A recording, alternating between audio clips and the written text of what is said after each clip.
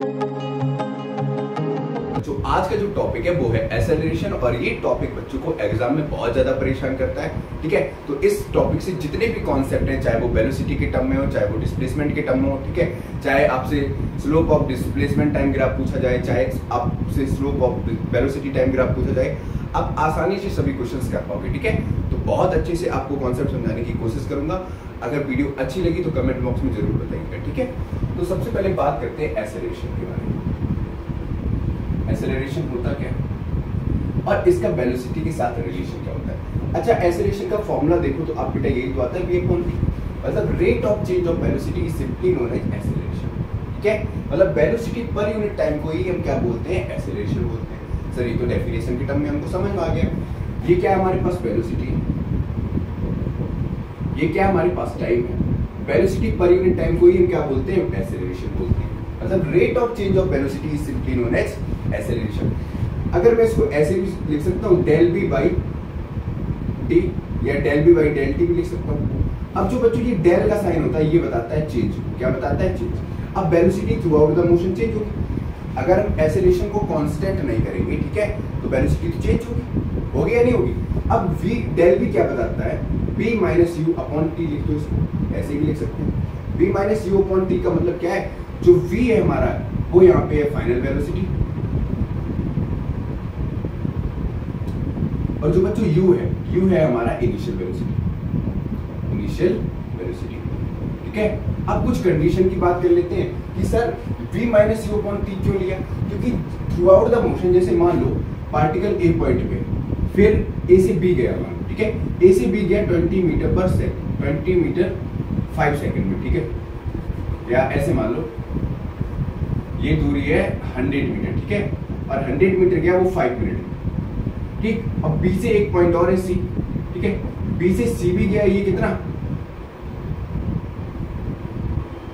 ये मान लो 150 इन 7 मिनट, ठीक है।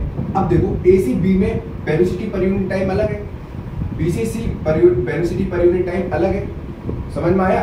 अब जो ये वेलोसिटी है और जो ये वेलोसिटी है, दोनों कैसी है, कांस्टेंट है या नहीं है, मतलब velocity through out the motion क्या हो रही है, चेंज हो रही है।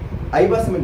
अब पहले उसकी, अब सपोज करो मान लो पहले उसकी वेलोसिटी थी एक पॉइंट और समझ लो ऐसे, ठीक है, आप अपने घर पे हो, ठीक है, ये पॉइंट बी है, आप अपने घर से अपने दोस्त के घर पे जा रहे हो, ठीक है, तो आपकी अभी जो इनिशियल वेलोसिटी है वो है 20 मीटर पर सेकेंड, ठीक है।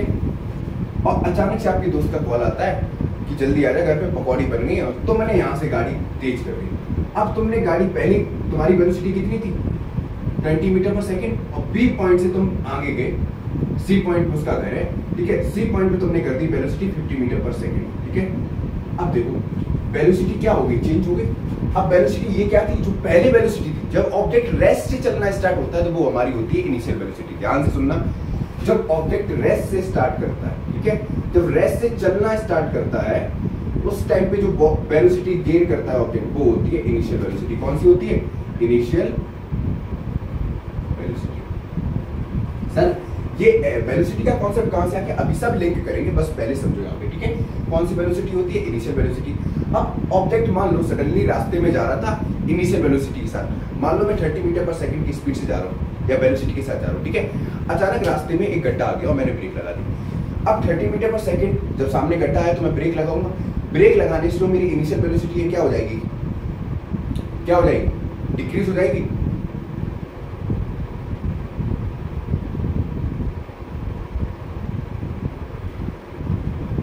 अब मैं गड्ढा, जैसे ही गड्ढा आया और मैंने ब्रेक लगाई, अब ब्रेक लगाने पे क्या होगा, मेरी वेलोसिटी डिक्रीज हुई। पहले मेरी वेलोसिटी कितनी थी, मान लो 20 मीटर पर सेकंड थी, और मैंने ब्रेक लगा के रह गई मात्र 5 मीटर पर सेकंड, ठीक है। अब ये जो वेलोसिटी थी, पहले मैं कितना जा रहा था, इनिशियल वेलोसिटी के साथ 20 मीटर पर सेकंड, ब्रेक लगाने के बाद वेलोसिटी कितनी रहेगी, 5 मीटर पर सेकंड। तो v ये कैसा है, कम है, किससे, इनिशियल वेलोसिटी से। जब इनिशियल वेलोसिटी से फाइनल वेलोसिटी क्या होती है, ज्यादा होती है। इनिशियल वेलोसिटी से फाइनल वेलोसिटी ज्यादा होती है, तब वहां पे डिस्प्लेसमेंट भी कैसा होता है, पॉजिटिव होता है, वेलोसिटी भी कैसी होती है, पॉजिटिव होती है, और एक्सेलरेशन भी कैसा होता है, पॉजिटिव होता है। अभी ध्यान सुनो, मैं समझाऊंगा। अब इस केस में देखो u ज्यादा है किससे, v से, तो अब इनिशियल वेलोसिटी ज्यादा है फाइनल वेलोसिटी से। यहाँ पे क्या हो गया, डीएसेलरेशन हो गया, मतलब रिटार्डेशन हो गया। जब भी इनिशियल वेलोसिटी फाइनल वेलोसिटी से ज्यादा होगी तो वहां पर एक्सेलरेशन कैसा चला जाएगा, नेगेटिव चला जाएगा, जिसको हम दूसरे नाम से जानते हैं रिटार्डेशन। समझ में आ गया? ऐसे समझ लो एग्जांपल के तौर पे। अब देखो ये क्या था, ये कम हो गया, अब ये कम हो गया तो साइन किसका आएगा, माइनस का आएगा। अब माइनस का साइन क्या बताता है, नेगेटिव एक्सेलरेशन। क्या बताता है, नेगेटिव एक्सेलरेशन, मतलब रिटार्डेशन। अब तुम रिटार्डेशन की कंडीशन क्या है ऐसे समझ सकते हो। रिटार्डेशन में सिंपल सा कहोगे, जब इनिशियल वेलोसिटी फाइनल वेलोसिटी से ज्यादा हो जाए तब वहां पर हम क्या बोलते हैं, डीएक्सेलरेशन हो गया। समझ में आ गया? या डिस्प्लेसमेंट नेगेटिव हो जाए तब भी क्या हो जाएगा, रिटार्डेशन हो जाएगा। समझ में आया? अब फिर थोड़ा बात करते हैं कैसे, थोड़ा आगे कॉन्सेप्ट को समझाते हैं। देखो अब कंडीशंस की बात कर लेते हैं, क्योंकि इतनी बेसिक सी चीज आपको समझ में आ गई होगी। ठीक है, ये क्लास 9 क्लास 11 सभी क्लास के बच्चों के लिए क्या है। जैसे देखो मैं सिंपली टर्म लिख रहा हूं, ये रहा एक्सेलरेशन, ये रहा वेलोसिटी, बेसिक से समझा रहा हूं। ठीक है, ये रहा डिस्प्लेसमेंट, ऐसे लिखा, ठीक है सर। जरा वापस आओ, फॉर्मूला क्या था, ए बराबर क्या था, बी अपॉन टी। ठीक है, अब वेलोसिटी क्या है, वेक्टर क्वांटिटी है। अब वेलोसिटी का फॉर्मूला कैसे निकालेंगे, देखो वेलोसिटी क्या होता है, डिस्प्लेसमेंट पर यूनिट टाइम। ये क्या है हमारा डिस्प्लेसमेंट। अब डिस्प्लेसमेंट क्या है, वेक्टर क्वांटिटी है, वेक्टर क्वांटिटी है, मतलब इसके पास डायरेक्शन भी होगा और मैग्नीट्यूड भी होगा। ठीक, तो वेलोसिटी भी क्या होगा, वेक्टर क्वांटिटी होगा। जब वेलोसिटी वेक्टर क्वांटिटी है तो एक्सेलरेशन भी क्या होगा, वेक्टर क्वांटिटी होगा। ठीक, आई बात समझ में? अब देखो डिस्प्लेसमेंट क्या होता है, डिस्प्लेसमेंट बताता है shortest distance between the two point. यही तो बताता है, कोई भी दो पॉइंट के बीच में सबसे शॉर्टेस्ट डिस्टेंस कौन सी होती है, स्ट्रेट लाइन। दो पॉइंट के बीच की सबसे शॉर्टेस्ट डिस्टेंस क्या होती है, स्ट्रेट लाइन। यही तो होती है बच्चों, सही है ना। अब दो पॉइंट की बीच की दूरी को हम बोलते हैं डिस्प्लेसमेंट। अब डिस्प्लेसमेंट तो एक जाहिर सी बात है, एक फिक्स लेंथ ही होगी। जैसे मान लो ऑब्जेक्ट ए से बी गया, ये है 100 मीटर, ठीक है, और बी से ए आ गया, ये भी है 100 मीटर। ठीक, तो डिस्प्लेसमेंट कितना हो गया, गया कितना, final position minus initial position, final position minus initial position, ये तो पता है, ऐसे निकाला जाता है डिस्प्लेसमेंट। ठीक है, गया कितना, 100 मीटर गया और 100 मीटर वापस आ गया, तो डिस्प्लेसमेंट कितना हो गया, 0। मतलब डिस्प्लेसमेंट में जब भी ऑब्जेक्ट जहां से स्टार्ट करेगा वहीं वापस आ जाएगा, वहां पे उसका डिस्प्लेसमेंट कितना हो जाएगा, 0। और उस इनिशियल पॉइंट से, जहां से उसका इनिशियल पॉइंट है, ये इसकी इनिशियल पोजीशन है, ध्यान से सुनो, अभी कॉन्सेप्ट यहीं पे है। जब ऑब्जेक्ट इनिशियल पोजीशन रिपीट करेगा तो डिस्प्लेसमेंट 0 होगा, और इनिशियल पोजीशन के पीछे जाएगा तो नेगेटिव। इसको ऐसे समझ लो ग्राफ पे, ठीक है, जो इसकी इनिशियल पोजीशन है उसको ओरिजिन मानो। ठीक है, ओरिजिन को हम क्या बोलेंगे, इनिशियल पोजीशन। ध्यान से सुनो, अभी समझ में आ जाएगा सब, इनिशियल पोजीशन। ठीक है, अगर इनिशियल पोजीशन के आगे की बात कर रहे हैं, ठीक है, तो पॉजिटिव होगा डिस्प्लेसमेंट, तो वेलोसिटी भी पॉजिटिव होगी। ठीक है, अगर इनिशियल पोजीशन पे ही ऑब्जेक्ट है, मतलब जहां से गया वही वापस आ गया, तो उसका वेलोसिटी भी 0 होगा, डिस्प्लेसमेंट भी 0 होगा। और इनिशियल पोजीशन के पीछे की तरफ, मतलब नेगेटिव एक्स की तरफ जब ऑब्जेक्ट मूव करेगा तो वहां पे डिस्प्लेसमेंट कैसा होगा, नेगेटिव होगा, तो वेलोसिटी भी नेगेटिव होगी, एक्सेलरेशन भी नेगेटिव होगा। ठीक है, आई बात समझ में? ये पूरा कॉन्सेप्ट अगर आपको समझ में आ गया तो अब आप अच्छे से समझ जाओ। ठीक है, बिल्कुल बेसिक से। अब देखो ध्यान सुनो, फॉर्मूला लिख दे रहा हूं मैं पहले। ए बराबर क्या होता है, बी अपॉन टी, बी बराबर क्या होता है, एस अपॉन टी। अब देखो डिस्प्लेसमेंट अगर टुवर्ड पॉजिटिव एक्सिस है, मतलब इनिशियल पोजीशन से आगे है, इनिशियल पोजीशन से आगे है, शॉर्टकट ऐसे रख लो, आगे है, मतलब इसमें जो S2 होगा, मतलब फाइनल पोजीशन बड़ी होगी किससे, फाइनल पोजीशन ज्यादा होगी किससे, इनिशियल पोजीशन से। ठीक है, आई बात समझ में?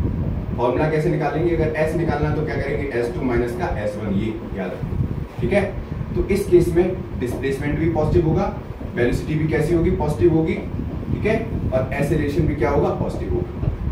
ठीक, अगर डिस्प्लेसमेंट 0 है, ठीक है, अब 0 की कंडीशन क्या है, ये केस फर्स्ट है, ये केस 2 है। 0 के लिए बता दिया, 0 कब होगा, जब initial object lie at initial position, object lies at initial position, या ऑब्जेक्ट जब इनिशियल पोजीशन को रिपीट करेगा। ठीक है, क्लियर हो गया, मतलब इनिशियल पोजीशन वापस आ जाएगा तो डिस्प्लेसमेंट कितना होगा, 0। अब डिस्प्लेसमेंट 0 हो गया, ये s 0 हो गया तो वेलोसिटी भी कितनी हो जाएगी, 0। एक्सेलरेशन भी कितना हो जाएगा, 0। समझ में आ गया, क्लियर हो गया। अगर डिस्प्लेसमेंट नेगेटिव है, डिस्प्लेसमेंट नेगेटिव की कंडीशन क्या बताई, इसमें इनिशियल मतलब कह दो ऑब्जेक्ट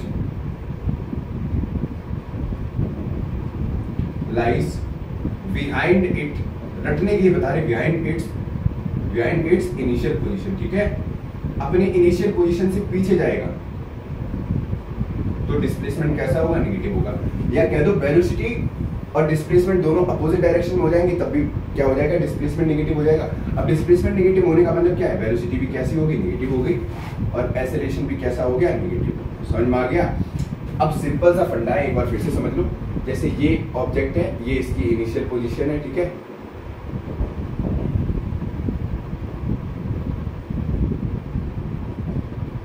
अगर डिस्प्लेसमेंट आगे की तरफ है तो s भी पॉजिटिव होगा, मतलब डिस्प्लेसमेंट भी पॉजिटिव होगा, वेलोसिटी भी पॉजिटिव होगी और एक्सेलरेशन भी क्या होगा, पॉजिटिव होगा, ठीक है। ये पहली कंडीशन। अगर ऑब्जेक्ट कहाँ है, ये केस फर्स्ट है, ठीक है। जब अगर ऑब्जेक्ट इनिशियल पोजीशन पे है तो उसका डिस्प्लेसमेंट भी 0, वेलोसिटी भी 0 और एक्सेलरेशन भी 0 होगा। अगर ऑब्जेक्ट इनिशियल पोजीशन के पीछे है तो उसका डिस्प्लेसमेंट कैसा होगा, नेगेटिव होगा, वेलोसिटी भी कैसी होगी, नेगेटिव होगी और एक्सेलरेशन भी कितना होगा, नेगेटिव होगा, ठीक है। आई बात समझ में, क्लियर हो गया।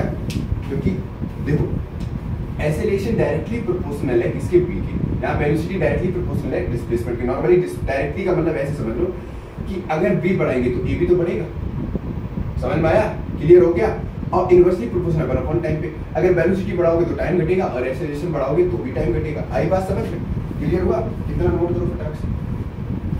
एक केस और बता दे रहा हूँ, वो केस समझो, पेपर में आता है। जैसे मैं तुमसे ये पूछूं कि ऑब्जेक्ट एक्सेलरेशन 0 कब होगा, ऑब्जेक्ट का एक्सेलरेशन 0 कब होगा। एक्सेलरेशन 0 होने की कंडीशन सुनो, जब अगर ऑब्जेक्ट रेस्ट होगा तब भी एक्सेलरेशन 0 होगा, जब ऑब्जेक्ट यूनिफॉर्म वेलोसिटी के साथ मूव करेगा, यूनिफॉर्म वेलोसिटी के साथ मूव करेगा। समझो कैसे, वेलोसिटी के साथ मूव करेगा कैसे, समझो ऐसे। ए बराबर क्या होता है, बी अपॉन टी, बताया था अभी। अब एक फॉर्मूला और बताया था। अब कांस्टेंट वेलोसिटी का मतलब क्या है, कांस्टेंट वेलोसिटी का मतलब है इनिशियल वेलोसिटी और फाइनल वेलोसिटी दोनों कैसी है, सेम है। फाइनल वेलोसिटी सेम है, मतलब velocity through out the motion कैसी है, कांस्टेंट, मतलब यूनिफॉर्म है, ठीक है। अब देखो फॉर्मूला निकालने के लिए ऐसे समझो, a बराबर del v by del t लिखा था या टी लिखा था। अब a बराबर डेल बी क्या है हमारा, b minus you upon T. अब वेलोसिटी कांस्टेंट ही है, चेंज ही नहीं हो रही। मान लो 20 मीटर पर सेकंड जा रहा है, दोनों में 20 मीटर पर सेकंड यूनिफॉर्म है, ठीक है, और टाइम 0, तो ये 0 हो गया तो एक्सेलरेशन भी कितना आ गया, 0। समझ में आ गया। ये कंडीशन आपको याद है आज के लिए।